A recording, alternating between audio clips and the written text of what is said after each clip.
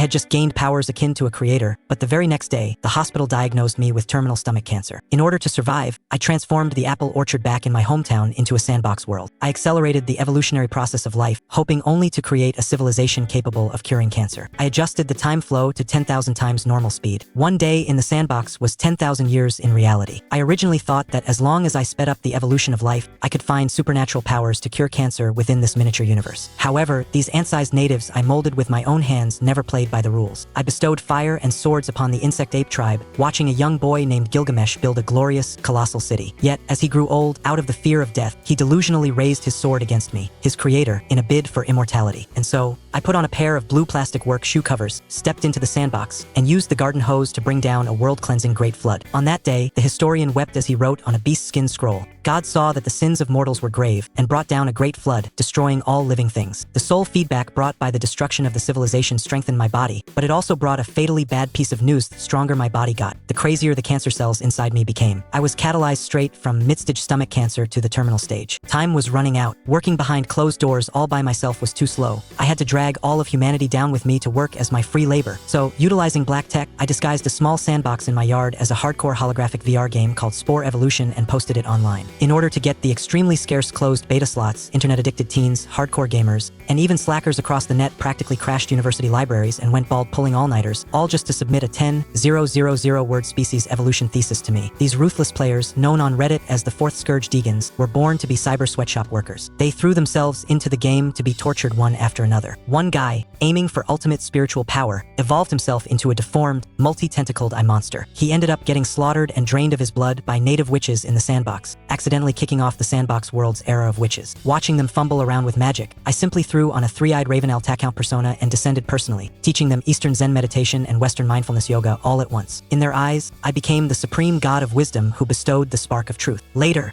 a billionaire Silicon Valley tech CEO player named Lionel entered the game. In order to live the easy life in another world, he spent over 100 years laying low as a slime. Finally, using giant beast bones, he hand-rubbed a mech, used his slime body as a biological engine, and piloted a 100-meter-long alchemical airship. Using a physical magic attack calculated through precise mathematics, he forcibly obliterated an arrogant level 7 epic witch. He perfectly demonstrated to the primitive natives what a dimensional strike combining science and magic looked like, single-handedly pushing the sandbox into the roaring era of industrial magic. But I never expected things to blow up this much. As high-definition screenshots and rigorous physical data of the other world were exposed on Twitter, X, and Reddit, the entire globe went completely insane. Even the rogue superpowers on Earth couldn't sit still. They thought this was a real, high-dimensional alien world. The CIA, MI6, and even the Russian FSB actually sent their top scientists and ace agents to sneak into the game, attempting to establish space colonization right in my orchard. 173 players, in an attempt to break the spatial barriers and usurp my throne, actually committed mass suicide. They turned into bones, muscles, and skin, piecing together a 20,000-foot-tall, ineffable Cthulhu giant god in the sandbox. This thing crushed mountain ranges and launched a massive crusade against me, the creator. The native emperors and epic witches in the sandbox trembled in fear, kneeling before the temples and frantically praying for my protection. Looking at this group of players who didn't know the immensity of heaven and earth, I sneered. I dug out a newly bought 2000 DJI Mavic drone from the barn, strapped on some glowing visual effects, flew it over the sky of the other world, and used a megaphone to deliver a solemn oracle. The evil god of the other world descends. I shall obliterate it with a single strike. Then, I brewed a cup of coffee and leisurely pressed the enter key in the game's backend, the ultimate disconnection jutsu. Pulling the plug, the 20,000-foot giant god, losing its player connections, instantly collapsed and disintegrated before it could even cast a skill, crashing down onto the earth in a storm of blood and gore. The native emperors who witnessed this entire scene were shocked into total prostration, forever recording this effortless divine might into their history books. And right at this moment, on this seemingly grand and magnificent continent of the other world, a drama more absurd than absurdity itself was unfolding. Those disconnected players, including the top spies from various countries who had infiltrated, found their organs blown all over the world. Some turned into a book read by a native girl, while others possessed giant beasts and frantically spammed Navy SEL CQC melee combat martial arts. They were staging a brutal battle royale right in my orchard, betting their nation's destinies in reality just to seize control of this giant god's body and rule this otherworldly realm. In just a dozen minutes, which translated to more than half a month in the sandbox, over 20 normal players who had turned into scattered organs died abruptly. Their deaths were bizarre, but without exception, they were all stomped to death by coincidentally passing giant beasts. Finally, a sharp-minded hardcore player noticed something was off. The big shot legend scholar hit the nail on the head in the Reddit game sub.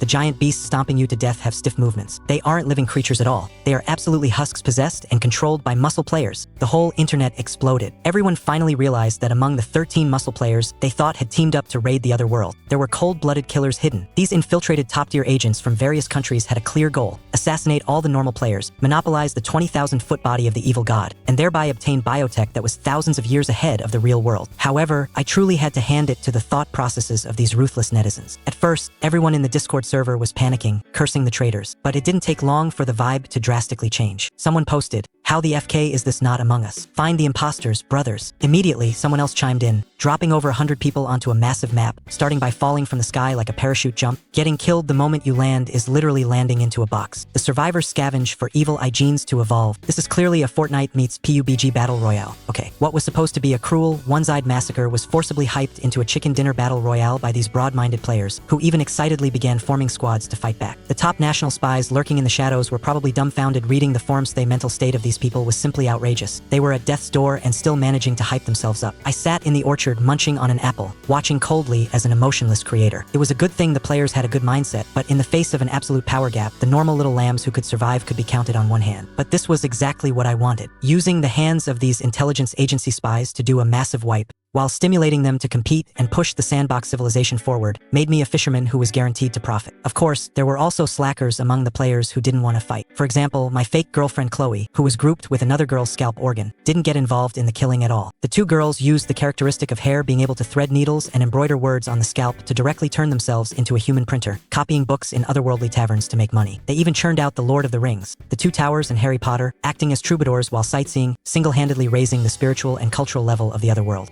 Unfortunately, they were arrogant for less than 3 months before being stomped back to reality by a magical beast controlled by a red-named spy in a bar, prematurely ending their 3-day tour of the other world. Meanwhile, on the native side, the real panic was just beginning. The scattered organs of the evil god parasitized major giant beasts, spawning terrifying half-demon, half-beast monsters. Even more despairing was that these monsters were not only bloodthirsty, but they were instinctively learning the supernatural systems of the witches. On the throne of the Kingdom of Babylon, the Death Emperor Medusa, listening to the battle reports of magical beasts rampaging through cities and looting alchemy shops, crushed her armrest in shock and decisively ordered, "Send word to the 3 great witch kingdoms. All witch academies and sects are to launch a full-scale purge of the magical beasts." The witch world once again plunged into a survival crisis reminiscent of the tribal era, historically known as the Cthulhu Evil God catastrophe. 8 years passed in the Sandbox, while on my end, I had just ridden my dirt bike out to Walmart to buy a box of mac and cheese. By this time, those red-named spies had completely exposed their IDs, and all of them had advanced to level 3 or even level 4 witches. Backed by the optimal strategies provided by national-level research institutes, they managed to play a single muscle to perfection. CIA agent Bell, claiming to be at the top of the food chain, took the stitched abomination route. His 200-plus foodle body was spliced together from the rotting flesh of giant beasts. With a meat hook in one hand and a sickle in the other, he swallowed victims alive, euphemistically calling it 8 times the protein of beef. Russian FSB agent Ivan took the undead Zerg rush route, piling up flesh and blood into a massive tombstone as a broodmother. He hatched thousands of small ghoul armies, creating an undead scourge, and became known as the Black Goat of the Woods with 1,000 young. Former Navy SAL veteran Jack Ghost was the most insidious. He disguised himself as a gentle, scholarly young wizard, wearing a music box made of writhing blood vessels. He listened to music while planning assassination routes, silently erasing other players, and became known as the Nameless Mist. Naturally, the ruthless players on the side of good weren't idle either. The foul-mouthed toxic player Tiger Brothers turned over a new leaf. He memorized over 100 Instagram influencer motivational quotes, transformed into the positive energy book of Holy Light, and scammed a native holy maiden into establishing the Church of Light. Using quotes like "Don't bow your head, the crown will fall. If you can't handle me at my worst, you don't deserve me at my best," he moved the native believers to tears, aggressively harvesting faith and becoming the main force against the evil gods. He played the thief crying catch the thief card to absolute perfection. And beneath the church, Pope Legend Scholar used snatched severed limbs to piece together a 300-foot-tall, nerfed version of an evil god giant. The Ivy League STEM bro speeding Hurricane Max used a short staff as a transformation device, yelled its morphin time, and merged into the giant's chest to become the pilot of the Giant of Light. They were fully prepared to fight to the death against the invading spies to protect the this world. Watching this bunch stir up a storm, I nodded in satisfaction. But what truly surprised me was the reclusive genius girl Pandora Penny, who held the Rubik's Cube cell. This girl developed in secret, running to a prison island to scam dozens of old monsters whose cultivation had been crippled after rebelling against the Alchemy Emperor years ago. To prevent their ultimate techniques from being lost, the old monsters joined forces to deduce the most perfect cultivation magic runes for her. 5 years later, she actually used idealistic spiritual power to interfere with reality, storing a grain of sand into her spiritual world. A spatial alchemical construct spatial ring was truly born in my sandbox. Cthulhu Evil Gods, Stitched Abominations, Undead Necropolises, the Church of Light, Space Magic. The entire supernatural system of the sandbox had been completely fleshed out and was bound to welcome its ultimate explosion. The world was mature. It was time to handle my real business. During this time, utilizing the spiritual feedback from the mass extinction of species, I had already broken through to a level 2 witch in reality. But my spiritual power still couldn't erase the cancer cells in my body. Walking the path of a witch was too slow. I wouldn't live long enough to reach level 4, where I could heal myself. Even more terrifying was that I had integrated the evil eye genes, which meant the rebelling cancer cells in my body also possessed supernatural traits. It was turning into an unimaginable monster. I had to throw this ticking time bomb into the sandbox and let the world's top native witches research it for me. I bought a large block of dry ice from the FedEx delivery guy and carefully carved it into the shape of a sword. Stealing myself, I cut my finger and dripped the blood containing the cancer cells onto this cold, smoking dry ice sword. Historical records stated that the ancient Babylonian king Gilgamesh once used a Gajavan alloy sword to cut the creator's finger, tainting it with the blood of immortality. What I needed to do now was build a fake tomb and put this sword inside. Once they excavated the ancient tomb, the dry ice would instantly sublimate and vanish, leaving only that pool of bright red, flowing blood of immortality in the coffin. Ermin who commands life, Medusa who commands death. Let me see if you, the wise ones of the entire witch civilization, can unlock the secrets of this blood of immortality to cure my terminal illness. I sneaked to the edge of the sandbox, found a hidden valley, dug a hole to bury it, and even forged the great flood murals of the ancient Sumerian civilization. After doing all this, I waited quietly. Time flew by in the sandbox. In the year 891 of the Babylon Kingdom, a massive bombshell completely detonated the world. Deep in the snowy mountains, an underground ruin and murals were discovered. These are the ruins of the ancient Sumerian civilization, the tomb of the oldest hero king who dared to swing a sword at god Gilgamesh. As soon as the news broke, the world shook. The hidden evil god spies' eyes turned red as they frantically rushed over. But before they could get close, the two monarch emperors Medusa and Ermine descended personally, bringing 13 legendary witches to directly lock down the mountain range. The level 5 spies could only grit their teeth and retreat into the shadows. Deep inside the tomb, Medusa opened the coffin with deep reverence. The dry ice had long dissipated, leaving only a pool of crystal clear, dark red-glowing blood floating in midair. Medusa pulled out a microscope from her spatial magic box. Taking just one look at the microscopic cells, her ancient body trembled violently like she had been electrocuted. No death. Within the microscopic structure of these cells, there is actually no process of aging or death. The surrounding legendary witches instantly fell into a dead silence, followed by an eruption of horrified screams. The blood of immortality. This is the blood of the creator. Back then, the Sumerian civilization faced a world-ending flood just to steal a few drops of blood. And now, the blood of God was placed right before their very eyes. Just 5 years later, the ace spies of various countries managed to obtain screenshots of the microscopic structure of the blood of immortality through corrupted witches and rush them back to Earth. As a result, Earth completely exploded. In a top American medical think tank, an old professor pointed at the blurry cell screenshot on the screen, his voice trembling. "Gentlemen, don't you think this so-called blood of the creator is almost exactly the same as our Earth's terminal illness, cancer cells?" In the Pentagon, Britain's MI6, and the secret laboratories of Harvard and Johns Hopkins, all the top medical scientists collectively climaxed. A terrifyingly logical chain formed wildly in their minds. Cancer cells are the blood of the creator. We Earthlings didn't evolve from monkeys at all. The genes of God flow within our bodies. The reason we get cancer is that mortal flesh cannot withstand the awakening of God's blood. The creator didn't just create that witch world. Our Earth is also his orchard. High-level officials from various countries slammed their desks with red eyes. Throw money at it till it bleeds. Go all out on cancer research. This is the treasure of God. Meanwhile, I was sitting in the orchard of my farm, munching on an apple, looking at this intercepted real-world intel, my head full of black lines. There were so many things to roast here, I didn't even know where to begin. Sure, you guys are awesome. Your mental gymnastics make perfect sense. I'm just a terminally ill farmer planting crops. Guess whatever you want. Anyway, modern medicine on Earth can't save me. So since you and the Sandbox natives both think this is the blood of God, then hurry up, put in the effort, and research the medical prescription to cure me. Just as I planned to enjoy some peace and quiet, the Reddit game sub and Discord channels were filled with complaints. That wave of normal players who were slaughtered like pigs by the red-named spies in the Sandbox were currently organizing a 10th house sand person petition, frantically cursing those spies for using invincibility and wall hacks, and strongly demanding that I, the trash dev, give them compensation. Fine, since you guys have so much free time, it'll give you a hardcore compensation. I sneered, carved out a 100 square foot empty plot in the corner of the apple orchard, and threw in 17,000 Rubik's Cube cells carrying the evil eye genes. I directly posted an official announcement on Twitter and Reddit. The affiliated instance map Wizarding Simulator is opening for a 10-minute trial run test. The time flow is 1 day equals 100 years. The quota is 500 spots. Rely on your APM to snatch an account. As soon as the announcement went out, the server paralyzed instantly. Tens of thousands of single hardcore gamers who spent all year lurking on Twitch for drops clicked their mice so hard they started smoking, instantly emptying the slots. Bailey, a top student from Johns Hopkins School of Medicine, was one of these 500 lucky ones. And his luck was off the charts. He drew the hidden class with only 1 slot left, Spatial Sorcerer. That's right, it was the magic box cell I casually prepared to use as a spatial ring. Bailey excitedly customized his face, thinking he'd be able to fly, burrow underground, and handcast massive fireballs in this game. But when he opened his eyes, he found himself standing on a bare patch of yellow dirt with only a stone tablet in front of him. The system prompt rang out coldly. Players, please proceed to the cultivation tablet and meditate on your own. Bailey was dumbfounded, and the other 499 players were dumbfounded too. What happened to the magical battle royale? What happened to experiencing apocalyptic destruction? So your game compensation is just making us sit in the dirt and space out like idiots? Within 2 days Sandbox time, most Western players who were used to fast-paced shooter games couldn't handle this extremely boring mechanical repetition. Cursing the dev team as brain dead, they flooded Discord to vent and uninstalled at the speed of light. Players outside who hadn't grabbed a spot took the opportunity to squeeze in, only to find it was just meditating, and cursed as they logged off too. Batch after batch of people did sit-ups on the yellow dirt. But Bailey happened to be a ruthless guy, having pulled countless all-nighters to survive medical exams. He forcibly endured the extreme boredom and sat cross-legged on this yellow dirt, meditating for a full 8 months. In reality, only a few minutes had passed. Just as he was about to go crazy, a boom echoed within his body, and his spiritual power underwent a qualitative change instantly. I broke through to a level 1 which, ha ha ha ha ha. Bailey's ecstatic laughter echoed across the plaza. With this, the newbies who had just squeezed in all dropped to their knees, begging the big boss to show off his supernatural powers. Bailey adjusted his robes, waved his hand with unfathomable profundity, and activated his badass hidden class, Space Magic. As a result, with a swish, a single grain of yellow sand from the ground flew into his space. Dead silence across the plaza. That's it? A hidden class just stores a single grain of sand? The newbies died laughing. Bailey was so angry he almost coughed up blood, only able to forcefully hypnotize himself. Hidden classes are all late-game bloomers. I must endure. Soon, the predecessors planted the trees, and the descendants enjoyed the shade. Those accounts that had been meditated on by countless players in rotation for months also broke through to level 1 witches one after another. The players finally learned the universal magic Warhammer of Air. Now the plaza was totally hyped. 500 witches were hurling giant iron hammers at each other, having the time of their lives. However, once the 10-minute trial period was up, the server instantly went black and forced them offline. Those players who had just learned magic and hadn't enjoyed it enough let out pigs' laughtering shrieks in front of their computers. On the Reddit forums, the winds changed completely. What started as furious cursing turned into begging and pleading to reopen the servers. The funniest part was that Bailey, the absolute madman who meditated for 8 months inside, actually posted a hardcore analysis essay thousands of words long, forcibly vindicating me, the trash dev. He wrote passionately in the post, "Everyone misunderstood the devs. That boring meditation isn't torture at all. It's a free mindfulness retreat room opened in virtual reality to relieve the mental pressure of our high-stress modern lives. It builds the body and relieves anxiety. Not only that, this is just a semi-finished map. Later, we can build our own communities and PvP arenas. Imagine hundreds of players crowdfunding to level up one account and then doing 5v5 tower pushing, battling it out in the canyon just like League of Legends. To think you guys cursed such a conscientious dev team, you're practically blind." As soon as this post came out, the internet shook. Netizens were crying tears of guilt, frantically posting apologies to me, and even voluntarily acting as water armies to boost the anticipation score on IGN and Metacritic to a staggering 8.7. I woke up from my afternoon nap, held my coffee mug, and looked at the forums with a face full of Nick Young question marks. Did I time travel? Do Western netizens of this generation have some sort of masochistic tendency? Didn't I just casually throw down a plot of land and grab you guys as cyber sweatshop workers to help level up my magic boxes? How did you elevate this to a nationwide mindfulness health retreat? I bear a level of meticulous scheming that doesn't belong to my age every day. I am so tired. However, since you guys built the ladder all the way to heaven, it would be disrespectful of me not to climb it. Besides, this routine of hundreds of people taking turns to level up an account perfectly solved my problem of grinding the progress for these tens of thousands of Rubik's Cube cells. I immediately hit the keyboard and issued an announcement. Wizard Community Official Open Beta. Each person is limited to logging in for 30 seconds a day, 3 hours in the sandbox to prevent addiction and promote healthy gaming. At the same time, a Twitch-like VIP monthly subscription model is available for 50 months. allowing you to lock in your favorite character without bitterly relying on APM to snatch an account. As soon as the announcement was published, the reservation channel was instantly swamped. The balance in my offshore account, encrypted by the AI subbrain, began to skyrocket at a visible rate, tens of thousands, hundreds of thousands. To grab a Darth Vader or Thanos starting face preset, rich whales threw US dollars like waste paper. With this money, the expenses for the farm and equipment are completely solved. I looked at the balance and smiled with satisfaction. As for these leaks who were helping me count the money after I sold them, they could just peacefully idle away inside. Once this batch of Rubik's Cube cells leveled up to level 4 witches and gained self-awareness, I deswap in the next batch. Having handled real-world chores, I turned my gaze back to the grand sandbox. The storm there was finally about to completely erupt. Year 937 of the Kingdom of Babylon. The sky of the sandbox world was gradually swallowed by a suffocating gloom. The 1/50 years night of heavenly witches had descended. The long shift of sun and moon would bring months of endless polar night. The streets were deserted. All the commoners were so terrified by this murderous atmosphere that they locked their doors and stayed inside. And at this moment, across the 3 great kingdoms, an extremely terrifying rumor was spreading wildly. That old monster who had lived for nearly 800 years, the Death Emperor Medusa, relying on her fanatical research into the blood of immortality, had actually broken the 600-year lifespan limit of epic witches. She was living her second life. Not only that, she was about to take that unprecedented ultimate step, breaking through from mortal to demigod, igniting the divine fire, and transforming into a true post-heaven deity. Meanwhile, in a dark corner of the Flaming Forest Tavern, former Navy SAL veteran Jack Ghost, disguised as a gentle teenage wizard, took off his music box earphones. Across from him sat an old hag cloaked in black, radiating an aura of death. Beneath this hag's skin was the black goat of the woods, who controlled countless undead armies. Russian FSB agent Ivan. Ivan's withered finger slid across the table, his heavily accented voice so raspy it made one's hair stand on end. Medusa is about to break through. Once a true god is born in this world, all of us lurking, incomplete evil gods will be crushed like bugs, with no exceptions. Jack stared at him coldly. If you hadn't gone around slaughtering civilians to build graveyards, how would our reputation as evil gods have rotted to this extent? Outside the window, a fierce wind kicked up, and the polar night completely swallowed the last trace of light. An ultimate slaughter that would decide the fate of the world, between natives and players, was about to whip up a storm of blood in this darkness. The fierce winds of the polar night howled over the small town. Inside the tavern, the Russian agent Ivan, cloaked in black, finally showed his true colors. He sneered and told Jack that their group of national spies had already collected 90 of the evil god components and were preparing to join forces to take down the soon-to-brain through Medusa. But before that, they needed a blood oath hand that was to kick Jack, the American player, out of the game, eliminating their biggest competitor. The moment he finished speaking, Ivan violently opened a magic box, and countless crimson serpents of flesh spewed out. The entire tavern instantly turned into a slaughterhouse. Wooden planks shattered, corpses piled up,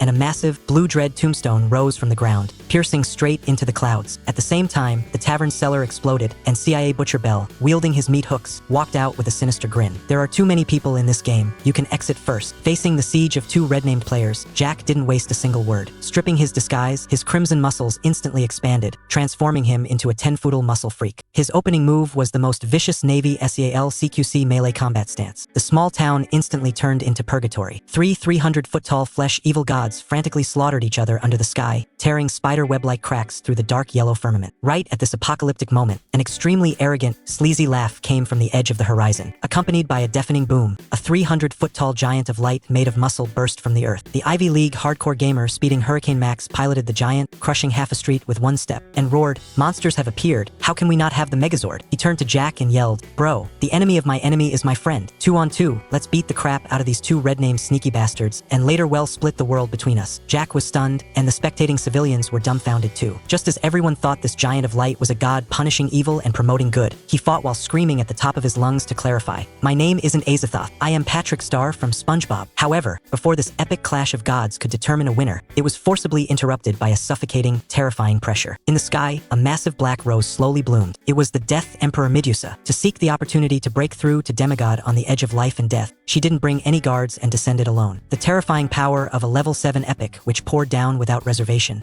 The black rose crashing down like a comet. Just one strike, the massive bodies of the 4 evil gods instantly disintegrated in the energy tide, turning into ash. The small town was smashed into a massive crater. Max and the others, hiding in the shadows, rolled out from the smashed backup spatial boxes, wiping cold sweat frantically. Holy SHT, thank God we used backup bodies and hid our main bodies in the magic boxes to remote control them, otherwise that would have been a total wipe. Nearby, Jack also walked out, looking like a polite scholar. It turned out none of these scheming bastards had fielded their main bodies. They were all using smurfs to test the waters. But right at this moment, the rolling mountain ranges in the distance violently exploded. A Cthulhu evil god of world-blotting size, radiating ancient, terrifying energy, slowly stood up from beneath the earth. Those red-named spies had actually already reassembled this ultimate body in secret. The few evil gods from from earlier were all just bait to lure Medusa out. It's over, this monster is mostly resurrected, Medusa is in danger. Jack decisively called for the ruthless players to run. In an epic level battle like this, they didn't even have the right to join the peanut gallery. In the center of the distant battlefield, Medusa suddenly opened her eyes. Staring directly at the ineffable, terrifying evil god, countless maddening, despairing noises instantly flooded her brain. But not only was she not afraid, she let out a hearty, unrestrained laugh. This is exactly the oppressive feeling of death. I see it, the gates of truth. For 3 full hours, the sounds of apocalyptic slaughter echoed to the heavens. Until finally, a burst of ecstatic laughter came to an abrupt end, and Medusa's aura completely vanished. The Death Emperor, who had suppressed the witch world for 700 years, had ultimately fallen. Sitting in my orchard, watching everything unfold in the sandbox, my brow furrowed. What exactly did Medusa, that crazy woman, see right before she died? It wasn't until another earth-shattering event occurred in the Babylonian royal palace that this cruel truth was revealed. Charlotte brought a black spatial magic sword before Ermin. Inside the magic sword, not only did the resurrected Lucy reside, but an ancient soul floated out, he first-generation witch, Circe. As it turned out, Medusa had long ago perfected the forbidden witchcraft of resurrection of the dead. By using the spatial magic box to provide a habitat for the soul, the dead could not only resurrect but continue to cultivate their spiritual power. Circe had used this to live a second life, even breaking through to level 7 epic. Ermin excitedly begged Circe to resurrect the alchemy emperor, but Circe smiled bitterly and shook her head, stating she lacked the ability. However, through witchcraft, she could communicate with the consciousness Medusa had scattered before her death. As the gray-black ripples spread out, everyone in the palace heard a spine-chilling final message. It was the voice of Medusa's pre-death ecstasy. "I've finally broken through," igniting the divine fire means. Immediately following, the ecstasy turned into a heart-wrenching wail of despair. "It's a lie. The world is a cage. The gods in heaven are lying to us. The divine bridge is broken. This barren earth simply cannot channel the energy to become a god. Oh gods, why won't you channel me to ascend?" Dead silence fell over the palace. Everyone's faith collapsed in that moment. Circe laughed miserably in despair, while Ermin slumped on her throne, trembling all over. The truth they had spent their entire lives pursuing ended up being a dead end. Seeing this, I sighed helplessly. It's not that I won't let you ascend. It's that the spiritual energy on this crappy farm in New York State is just too thin. The moment Medusa broke through to Demigod, she tried to act like a water pump to suck dry the surrounding energy and ignite her divine fire, only to find she couldn't draw a single drop. This was a textbook age of Dharma decline. Let alone becoming a god, even if she forced a breakthrough, her realm would be sucked dry by Earth's barren environment. Before she died, she cried and screamed, wanting to ascend to the realm of the gods. How could she know that this so-called realm of the gods was just a broken bird feeder in my yard? Aside from dried-up birdseed, there wasn't a single lick of spiritual energy in it. Although Medusa failed to become a god, her 800 years of research into the blood of immortality yielded solid results. She successfully used alchemical potions to neutralize the aggressiveness of the cancer cells, turning them into docile cells possessing an infinite lifespan. The side effect was compulsory hibernation for a period of time every day. What kind of side effect is this? Isn't this just needing to go to sleep on time at night? I was practically blooming with joy. I immediately pulled up the formula recorded by the AI subbrain, catalyzed the corresponding supernatural plants in the orchard, and after hundreds of failures, finally brewed a vial of transparent gene serum. Gulping it down, my body underwent tearing, agonizing reconstruction. When I washed off a layer of grime in the shower and looked at myself in the mirror, my eyes deep and spirit full, I knew I had succeeded. The grim reaper of cancer hanging over my head was completely smashed. I not only obtained the hidden immortality talent of Earth species, but also officially became a level 2 witch. And during the 20+ hours I spent curing my illness, the Sandbox world had met its most brutal fight for survival. The Cthulhu Evil God, carrying world-ending might, besieged the Babylonian capital. Driven to a dead end, the world's final trump cards were completely forced out. Ermin, Charlotte, plus the first generation which Circe revived from antiquity, and Emily, the Orc King from the Alchemy Emperor's era. For peerless, epic-level geniuses spanning the river of history joined forces to battle the evil god. However, the gap in realms was like a chasm. The 4 of them had only recently broken through to epic, whereas the evil god, even incomplete, was a bona fide demigod. After just a few exchanges, the 4 epic witches were swept by terrifying tentacles and energy storms, crashing heavily to the ground in unison, severely injured and unable to rise again. The witch ministers watching from the sidelines closed their eyes in despair. The era of witches was about to end right here. In the sky, countless wailing ghost faces surfaced on the massive body of the evil god. Several red-named spies laughed maniacally inside, brewing their final strike, preparing to completely wipe out the native higher-ups on the ground. "All of you, go to hell." Boom! A blinding beam of destructive light violently erupted. But bizarrely, this beam didn't shoot toward the ground. Instead, it struck the evil god's own thigh at an extremely tricky angle. Accompanied by an earth-shattering scream, half of the evil god's body was blown to pieces. What the FK? You scheming bastards! How did the ultimate move we cast together hit our own guy? The furious cursing of CIA Butcher Bell echoed from within the body. Where's Ivan? Why did Ivan go quiet? Oh my, maybe that hit just happened to strike strike Ivan's main body hidden in the armpit, and he was forcibly logged off. The British MI6 spy feigned ignorance while holding back laughter. Bullsh. You guys just wanted to take the chance to clear out the competition and monopolize the evil god. Cut the act. At the most critical moment, these spies, each wanting to be the sole controller, actually shot arrows in the dark at each other the moment they used their ults. The evil god's massive body twisted into a pretzel on the ground, left hand punching right leg, head headbutting stomach, falling into a state of completely demented self-harm. The native witches below were completely dumbfounded. Was this ineffable, terrifying god actually a schizophrenic retard? While the evil god was in the midst of its frantic civil war, two figures darted out from the woods. It was Jack Ghost and the Ivy League hardcore player Max Speeding Hurricane. They had long set their sights on the four severely injured and unconscious epic witches on the ground. Bro, take advantage of their weakness to take their lives. Let's split up and save them, Max yelled with a face full of righteousness. Jack nodded in agreement. The two sprinted to the four native big shots and reached out their hands at the same time. But in that exact instant, their eyes turned cold, and with extreme tacit understanding, they both hit each other with a massive backhanded slap across the face. Bang! Jack was slapped flying, and Max transformed into the Giant of Light, standing up with a sinister grin. Surprise! Surprised? Unexpected? Did you really think I'd expose my back to a scheming bastard like you? Jack wiped the blood from the corner of his mouth, gritting his teeth. You were playing dumb earlier. Turns out you were holding back too. The two 1,000 IQ schemers, each harboring ulterior motives, exposed each other's trump cards. Seeing that the evil god in the distance noticed something was wrong, stopped infighting, and prepared to shift aggro to them, the two couldn't afford to keep fighting. Max scooped up Charlotte and Ermin, Jack hoisted Cersei and Emily, and they greased their sauls, instantly vanishing into the deep mountains and old forests. After escaping with their lives, Max and the others released the two native emperors. They thought they were about to play out a classic otherworldly hero saves the empress trope, but Charlotte's Pandora magic sword firmly blocked their path, bossing them around like NPCs. You evil gods, go fetch some water for the emperor to bathe, then go chop off a giant beast's tail for dinner, and remember to buy some high-grade salt in the city. Max immediately went to Reddit to vent. Help!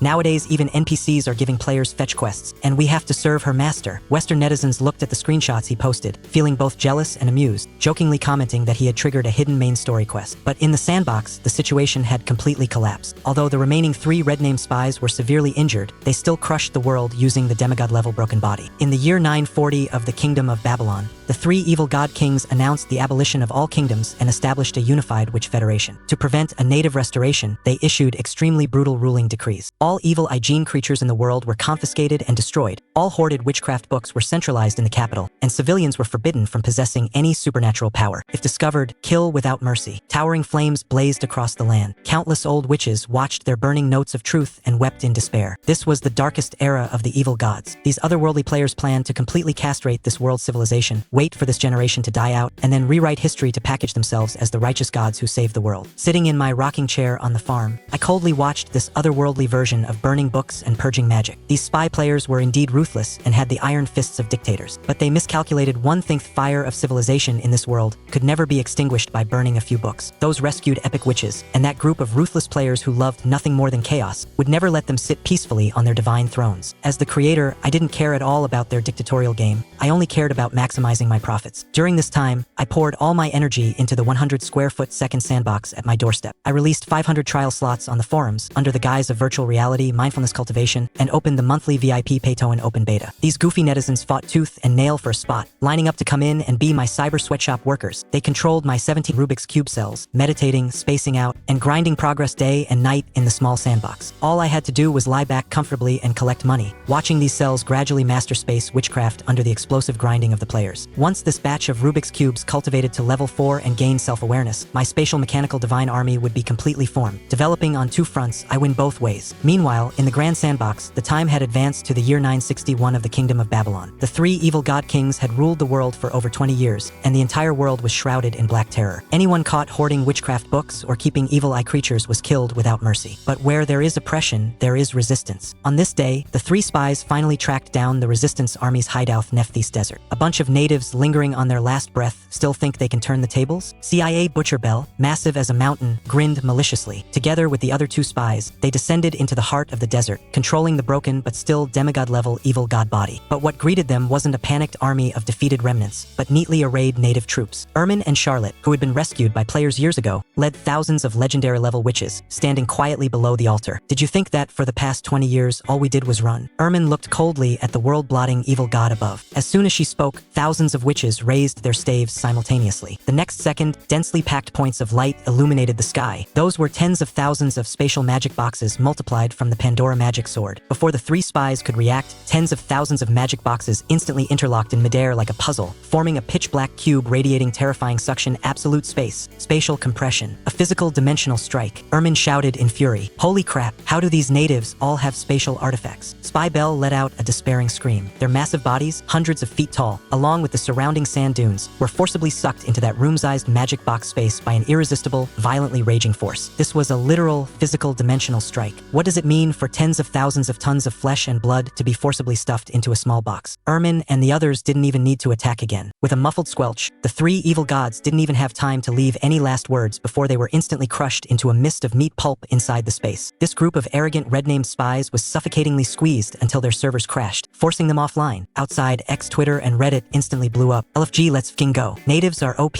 Empress Ermin is OP.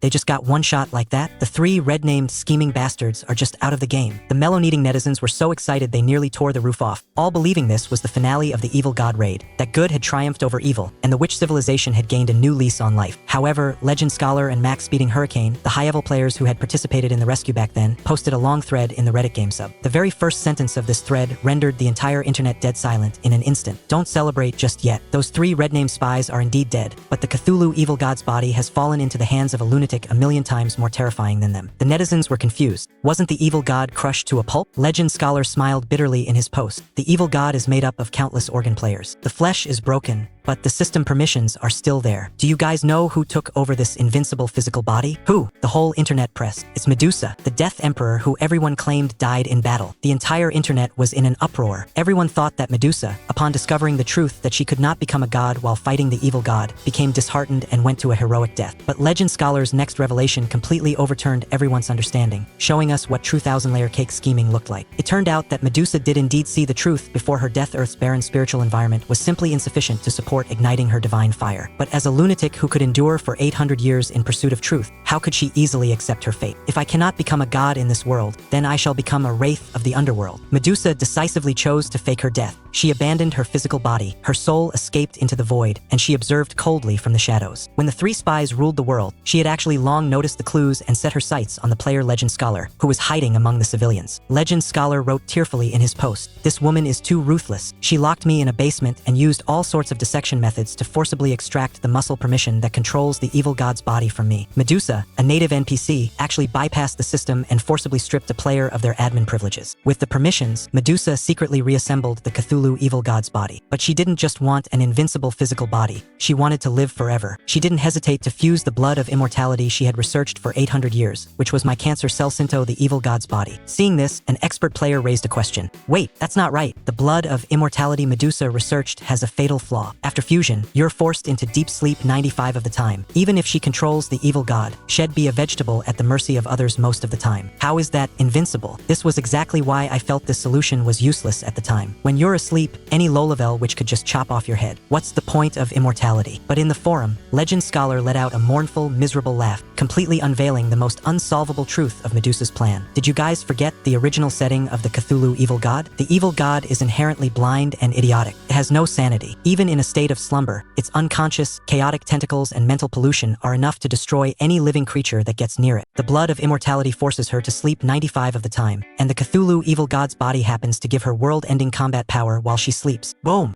Reading this analysis, all the Western players sitting in front of their computer screens gasped, their scalps tingling to the extreme. A double negative makes a positive, perfect closed loop. Using extreme madness and unparalleled wisdom, Medusa forcibly pieced together two flawed systems and exploited a massive bug that even I, the creator, had not anticipated. She used the player's physical husks, fused them with the creator's cells, and completely broke the limits of the natives. Now, deep in the polar night of the Sandbox world, quietly lay a true, ineffable entity. She was immortal, waiting in endless slumber for the long years of spiritual energy energy revival. Any living creature that dared to disturb her sweet dreams would be instantly torn apart by that blind, idiotic, terrifying power. Sitting in my rocking chair, looking at the massive shadow hidden in the darkness of the grand sandbox, I couldn't help but applaud. As expected of you, Medusa. These red-named spies thought they were the chess players, and the ruthless players thought they were the saviors, but in the end, they were all played like fiddles by Medusa, a native empress. Not only did she deceive the entire world, she almost upended the system itself. In the sandbox, beneath the dark, oppressive night sky, the moment the deity was born, the oppressive pressure materialized. Ermin's snow-white arm crossed spatial dimensions, pressing into the void, and the 20,000-foot-tall Cthulhu Evil God collapsed like a weathered, ancient stone statue with a massive boom. We lost, but you ultimately can't kill us. The two red-named players hiding in the dark, seeing things go south, immediately cut their connections, attempting to flee. Do you think you still have a chance? A cold voice echoed like a reaper's judgment, instantly shattering their fantasies. From the ruins, Medusa slowly approached. She coldly activated her backup plan. In just half a month, she had completely taken over this level 2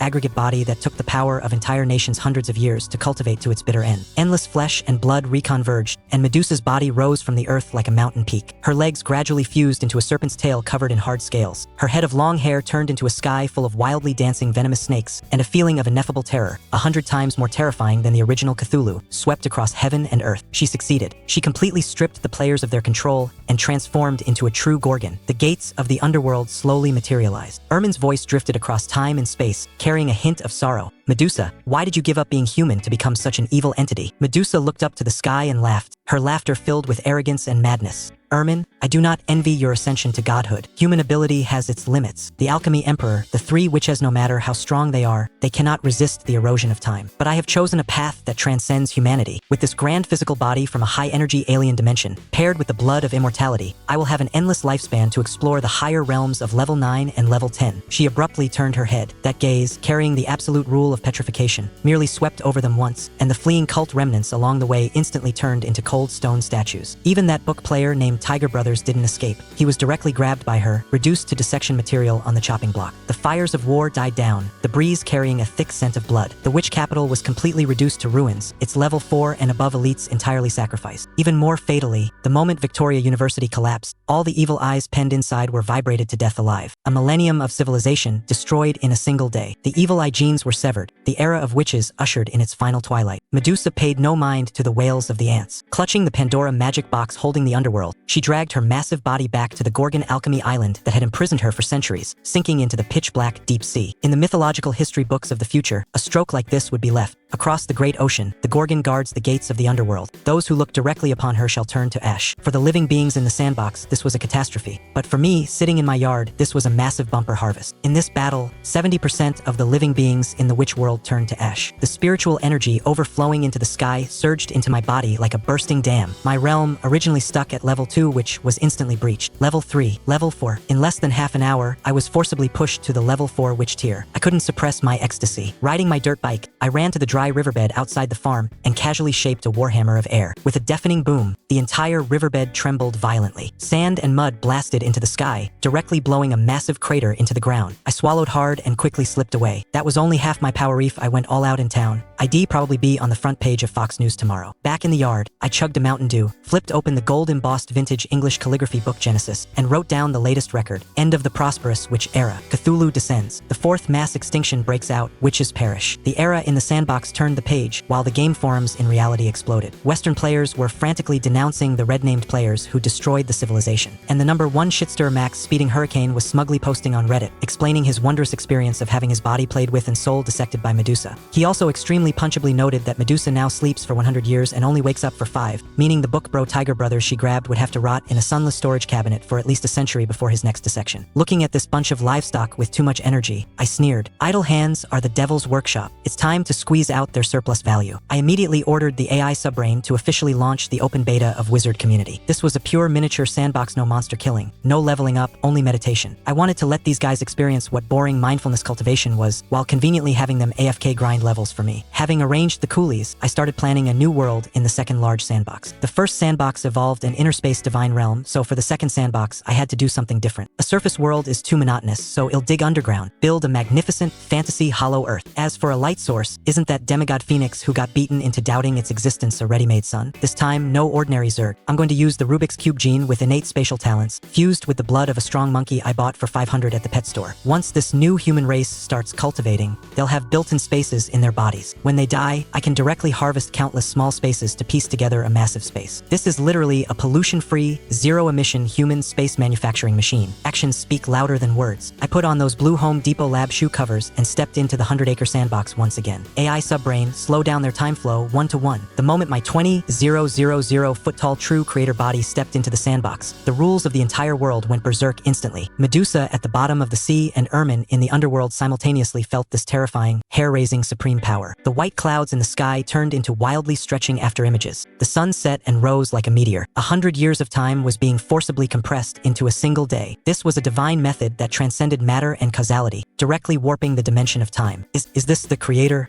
Medusa trembled violently at the bottom of the sea. Even an evil god whose mere gaze caused madness was as laughable as a piece of insignificant dust in front of an entity that manipulated time. But this crazy woman truly lived up to her reputation as a truth seeker. She dragged her massive serpent tail, bursting out of the sea with a boom, and strode toward me. When she arrived at the feet of my 10,000 sand-meter avatar, her eyes burned with an almost demented thirst for knowledge. Great creator, could you fight me in a match? I want to see the absolute pinnacle of scenery in this world, even if the price is my life. I looked down at this Gorgon, beautiful to the extreme and crazy to the extreme, and smiled gently. We cannot fight, because in your terms, my current realm is only level 4. Medusa froze, surprise and disappointment flashing in her eyes. However, I raised my hand and pointed at the sky. Power is not absolute. As long as you control the rules, you can dominate everything. Boom! The time around us went berserk again. 100 years, 1,000 years, 10,000 times acceleration. I gently brought her massive head into my arms and pointed at a blooming rose in the distance. Washed by 10,000 times time acceleration, that rose instantly bloomed, withered, turned to spring mud, took root, and sprouted again. In just a few seconds, it reproduced for countless generations, even evolving the size of a massive tree, with multicolored petals and highly toxic spikes. Medusa completely went limp in my arms. The disappointment in her eyes vanished entirely, replaced by the extreme shock of hearing the truth in the morning and dying content in the evening. She finally understood how laughable brute force slaughter was. The supreme power to manipulate the laws of life was the true truth. While she was busy questioning her existence, I took the opportunity to pet her head of venomous snake hair, which had a very peculiar texture and had the AI subbrain snap a few more screenshots. I plucked that rose which had evolved into a giant tree, shrunk it to the size of a hairpin, and gently inserted it into her hair. The birth and death of life all begin from here. Consider this a gift to you. With that said, I paid no mind to the still-dazed Medusa, turned my head to look at the swamp in the distance,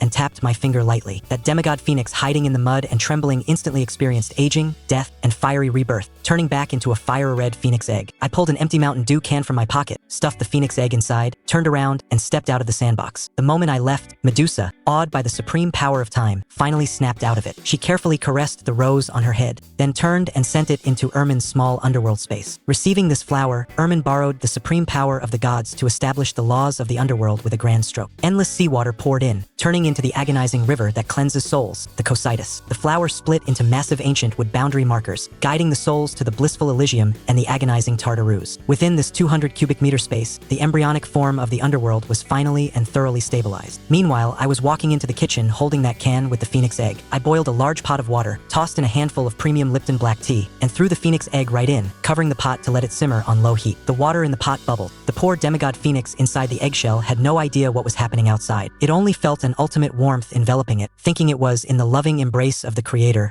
moved nearly to tears. The next morning, I happily portioned the Phoenix Spirit TID simmered all night into Dasani water bottles and stuffed them in the fridge. Millennium Demigod Bathwater and Absolute Super Tonic. After breakfast, I clicked open the wizard community to check on the progress of my wage slaves. But taking a closer look, I nearly spat out the tea in my mouth. It hadn't even been a day since launch, and these livestock had actually built miniature cities like Minecraft and SimCity. Plazas, arenas, they had it all. They even dug out a 2-story underground commercial street. The streets were lined with mud billboards advertising beauty mindfulness escorts, and among us space werewolf board game rooms. Even more outrageous, the guys in the Discord channel were discussing using fire magic to melt sand and print their own cryptocurrency called Sandcoin. I let you in here to AFK cultivate for me, and you came here to play SimCity. With a dark face, I directly issued a server-wide mandatory announcement using my Game GM identity. Currency system officially launched. All transactions must use the official meditation coins. For every hour of obedient meditation, the system issues 1 meditation coin. Private money printing is prohibited. Violators will be banned. As soon as the announcement went out, the whole internet wailed. These players finally recognized reality want to act cool and pick up girls in the game. Better work for the creator and meditate for 100 hours first. Having dealt with these restless players, I took the Phoenix egg in the tin can and went to the Origin small sandbox that was about to birth new life. One-click acceleration. Amidst rising flames, a miniature phoenix broke out of its shell and soared high. Before it could figure out the situation, a group of bizarrely shaped black mud blobs, treants, and beetles suddenly popped out around it. This group of mellow-kneading players had logged on at some point and were gleefully chopping down trees to make benches, lining up and getting ready to watch the creator main storyline CG cinematic. Looking at this chirping bunch of guys, the veins on my forehead throbbed. I casually shaped a wind magic spell. A gust of fierce wind blew this peanut gallery all over the place, and I followed up with a ruthless ultimate disconnection jutsu. What the hell? Who touched the creator's thigh? Why is the whole server black screening? Accompanied by screams, this group of annoying guys was collectively kicked offline by me in an instant. The world was finally peaceful. I looked down at the trembling phoenix, put on a face of sacred, inviolable majesty, and activated my ultimate bluffing mode. I have decided to entrust you with a sacred mission. I looked at it, my voice carrying unquestionable will. Go deep beneath the earth of this land, and use your flames to melt out a boundless hollow earth. The phoenix looked at me in disbelief, tears of emotion swirling in its eyes. You mean, you're giving a world to me? I smiled and nodded, but silently added a sentence in my heart. That's right, the unfinished underground construction project is yours now. Burn it hard. You are the free labor sun god of this new underground world. Seeing the phoenix so excited it was incoherent, I held back my laughter and continued the bluff. You are an innate deity, enduring hardships only for today. Go, become the sun of that world, nourish all things, and when you achieve great merit, that will be the moment of your ascension to godhood. How could this stupid bird, persecuted by the witch world for thousands of years, handle being fed a pie in the sky like this? It was immediately moved to bitter tears, kowtowing frantically on the ground, expressing that it would absolutely not fail the mission. I waved my hand in satisfaction,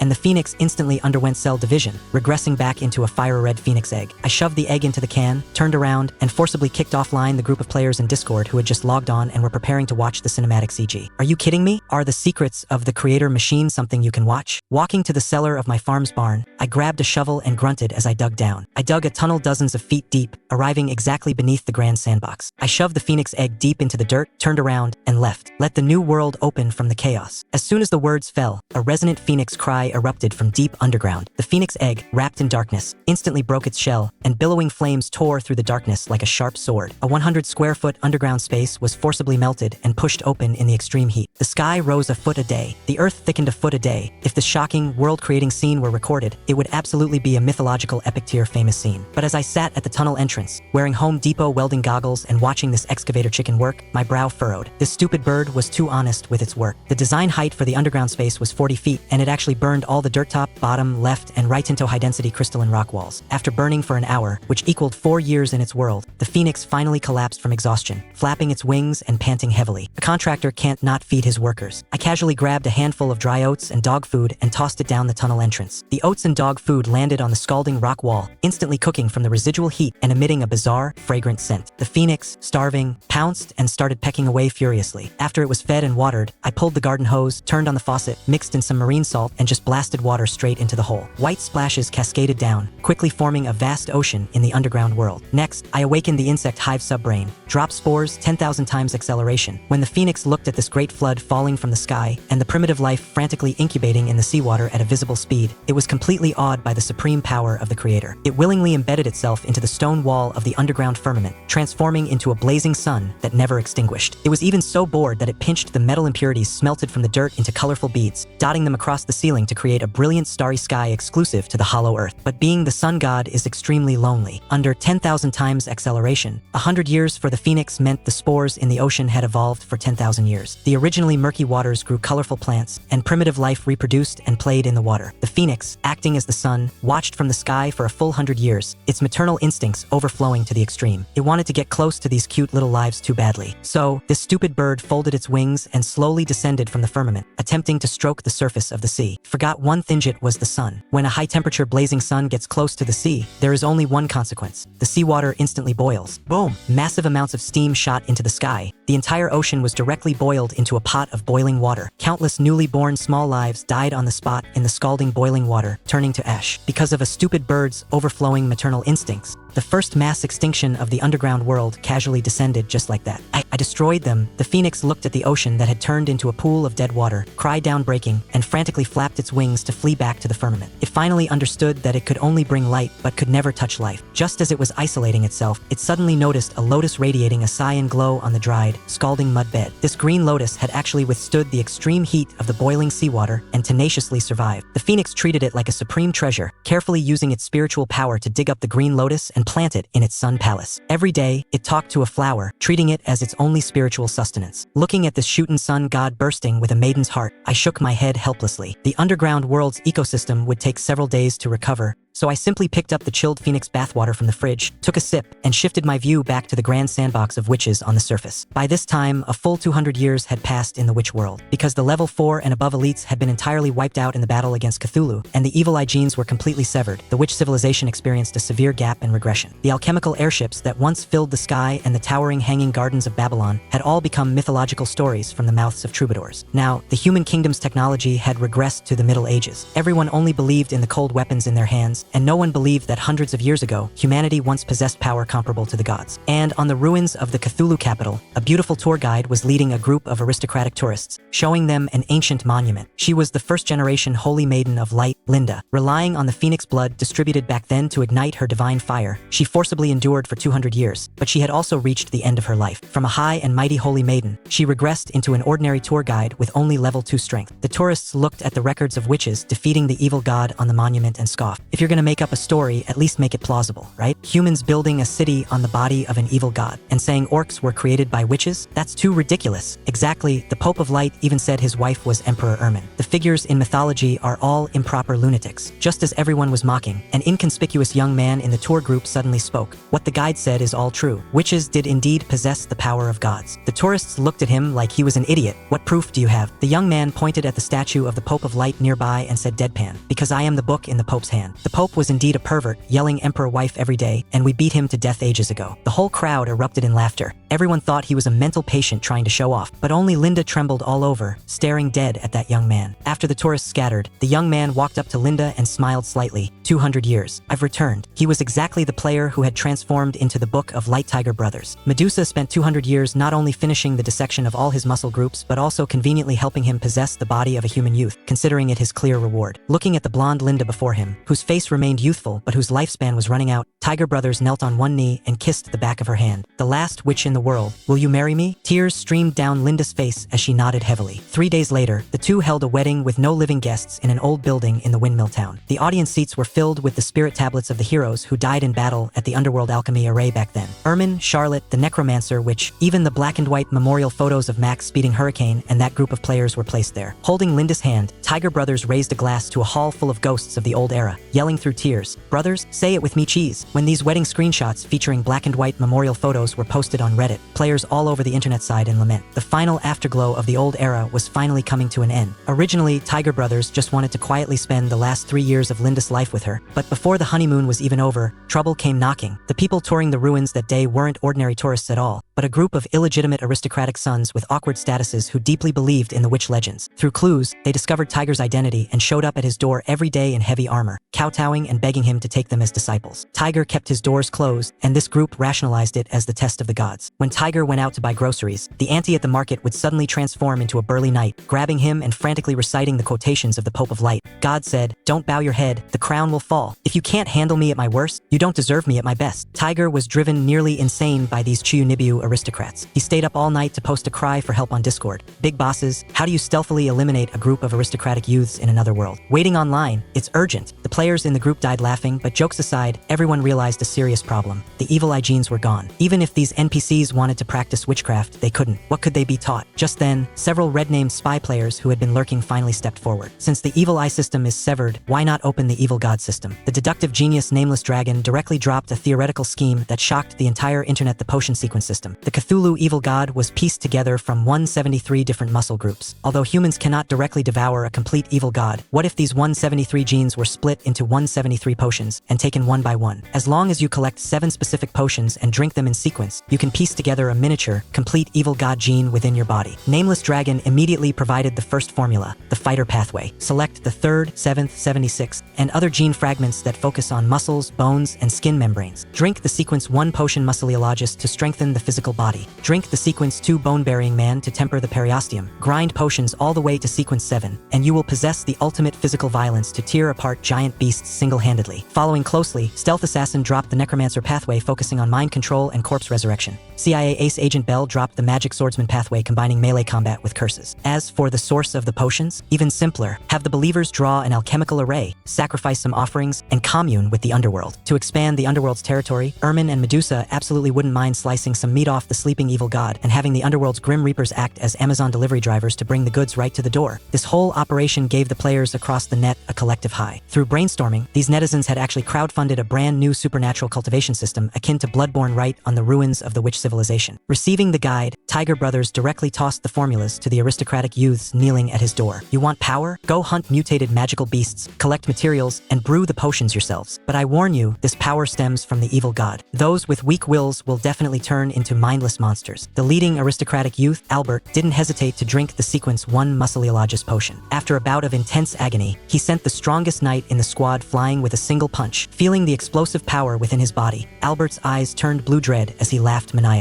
A brand new era belonging to potions and sequences officially kicked off. A few years later, Holy Maiden Linda passed away peacefully of old age. With nothing left tying him down, Tiger Brothers also closed his eyes and was buried alongside her beneath the lawn of the Windmill Town. The last 2 mythological figures of the old days passed away, but the potion seeds they sowed stirred up monstrous waves in this world. Albert didn't monopolize the power. He handed the fighter potion formula to his ambitious older brother, Wesley. After Emperor Wesley ascended to the throne, he directly made the fighter pathway public to all of humanity, setting off a nationwide frenzy of martial cultivation. Humanity finally possessed the power to face the Orc Empire head-on. But no one expected that the Orc Empire had actually stolen the potion formulas as well. Although orcs had their genes innately locked and couldn't implant a complete second gene, the potion system sliced the genes into a 7-part installment plan. Relying on this system, the orcs forcibly blasted open their gene slots. In year 218 of the new god calendar, the world's power dynamic underwent a drastic change. The Orc King Brum actually led a mere 1,000 elite cavalry, bypassed the border defenses, and plunged straight into the heartland of the human kingdoms. The human court was shaken. A 1,000-man surprise attack on the capital? Wasn't this just a suicide mission? Emperor Wesley acutely sensed something was wrong and immediately dispatched a 1,000-man heavy cavalry unit to probe and intercept them. When the human cavalry arrived at the inland town of Ian, everyone was stunned by the sight before them. The town was reduced to ruins, the air reeking of pungent blood. The corpses of over 300 orc elites lay on the ground, along with empty glass vials scattered everywhere. But bizarrely, in this entire town, there wasn't a single corpse of a human civilian. Where did the human corpses go? Why would so many orc elites die in a human civilian town?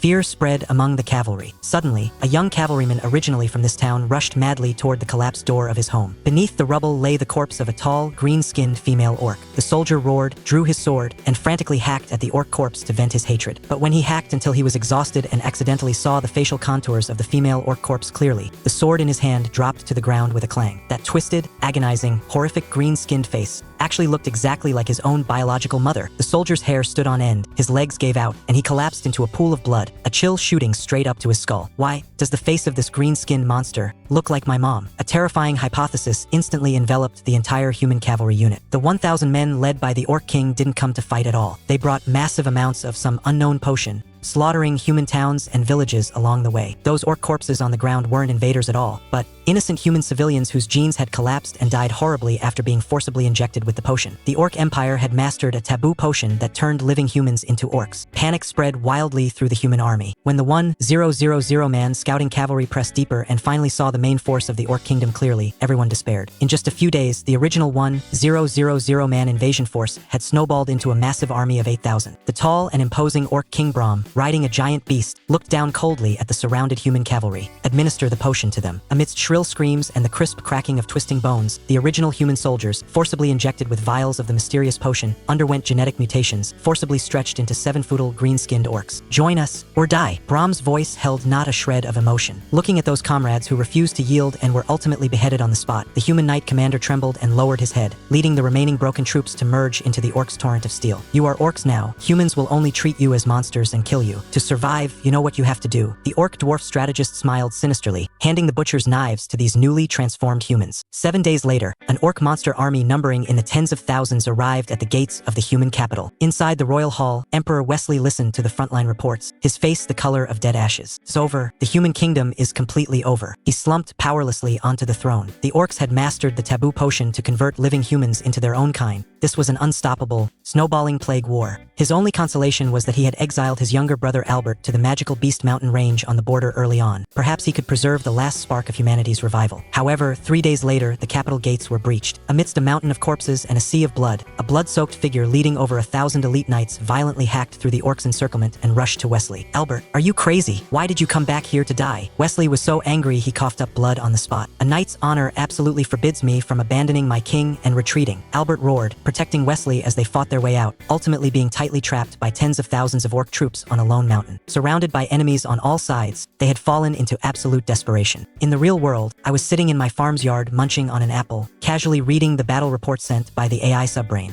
I spat out a mouthful of apple pulp. "Are you f***ing kidding me?" I stared dumbfounded at the situation in the sandbox. Did Albert get kicked in the head by a donkey? Shouldn't the script for a normal person be taking the human remnants to retreat to an isolated island, building high walls to resist the orcs, resting and recuperating while waiting for the protagonist to descend? You f***ing brought humanity's last spark running back to commit suicide. Looking at the group of newly bred Rubik's Cube monkeys in the experimental field next to me, still screeching ooha ooha at me, I rubbed my aching temples. Relying on others is unreliable. It seems the creator must personally descend to boost the account. I picked the strongest male Rubik's Cube monkey, took a deep breath, and activated the soul-snatching art pioneered by Medusa. This was an extremely overbearing technique of rebirth by taking a shell, allowing a strong person's soul to occupy a weak person's husk while retaining most of their spiritual power cultivation. When my spiritual power surged into the Rubik's Cube monkey's body, I was surprised to find that this thing's soul wasn't stored in its brain, but in the built-in small space inside its body. Holy SHT, this is practically a Natur Albern supernatural vessel. I unceremoniously took the massive spiritual power of my level for which realm and frantically compressed and poured it into that small space, until it expanded into high-density liquid dense fog. Although this physical body couldn't meditate to replenish spiritual power, this fully charged mana bar was enough for me to act as a mobile artillery battery and spam dozens of warhammers of air. I made a makeshift parachute out of a red plastic Walmart shopping bag, controlled the Rubik's Cube monkey's body, rode a flying bird pet, and arrived in the sky above the grand sandbox. I took a leap. The fierce wind howled past my ears. Pop! The red plastic bag parachute opened in midair. At this moment, the human remnants besieged on the lone mountain, already prepared to fight to the death, all sluggishly raised their heads. In their despairing line of sight, in the azure sky, a semi-transparent red mushroom parachute was slowly descending. Hanging below the parachute was an anthropomorphic ape creature with a slender build, covered in dark brown hair. What monster is that? A super ancient ape man? Whether it's a god, demon, or monster, kill it if it comes close. Magic swordswoman surely gritted her teeth, drew her bow, and fired. A black arrow brimming with potion power, accompanied by a sonic boom, shot straight for my glabella. Looking at the incoming arrow, I originally wanted to cast a low-mana wind shield to block it, but thinking about how I came here to flex and settle the dispute, I might as well go all out from the start. Warhammer of air. Rumble. The previously clear sky instantly howled with fierce winds, clouds churning. A transparent giant hammer, condensed from highly compressed air, descended from the sky carrying world-destroying pressure. Bang! Not only did the giant hammer instantly crush that black arrow to dust, but it also smashed into the earth with unstoppable momentum. The ground trembled violently, countless trees were uprooted, human knights were sent flying by the terrifying shockwave, and a massive crater the size of a house was blasted directly into the ground. Dead silence all around. Everyone looked up in horror at me, hanging from a parachute and slowly landing, as if looking at a god. I untied the plastic bag, patted the monkey hair on my body, and walked up to the hyper-alert Albert. "Where is your king, Wesley?" A heavily injured Wesley walked out of the tent supported by an attendant, smiling bitterly as he welcomed me in. "May I ask why a warrior of the super ancient times has descended, and what instructions you have?" Wesley handed over a cup of ale, a spark of hope igniting in his eyes. "As long as you are willing to help us break out of this siege, I am willing to immediately abdicate and crown you as king." I took a sip of the ale and said flatly, "I don't want the throne. I'm just here to take you to see the Orc King Brahm." "Are you crazy? You want to go assassinate the Orc King? There's an army of tens of thousands out there." Wesley roared in a breakdown. "You have empty martial prowess, but you don't understand the way of ruling a country at all. You don't understand Machiavellian emperor's mind games. You don't understand balancing the grand scheme. What makes you think you can change anything?" He hysterically accused me, this uneducated brute. I set down the ale cup and looked with pity at this last emperor who styled himself as a grand strategist. "Wesley, do you really know what knowledge is? Do you think playing mind games and controlling the situation is the emperor's study?" I stood up, my voice echoing in the tent like a grand bell. Gilgamesh enforced a tyranny, and no one in the world dared to rebel. The alchemy emperor didn't hold court for 100 years, and the golden age remained peaceful. Why? Because in the face of true, absolute power, all schemes and tricks are jokes. The only standard for becoming a monarch emperor is mastering the singular truth capable of suppressing the current era. I walked out of the tent, forcefully yanked the dumbfounded Wesley onto the mount of an era giant beast, and coldly issued my command. Today, I will show you what true emperor's study looks like. The era giant beast charged into the orcs' encirclement of tens of thousands. Facing the green-skinned monsters surging like a tsunami, I expressionlessly raised my hand. Warhammer of air. Boom! Warhammer of air. Boom!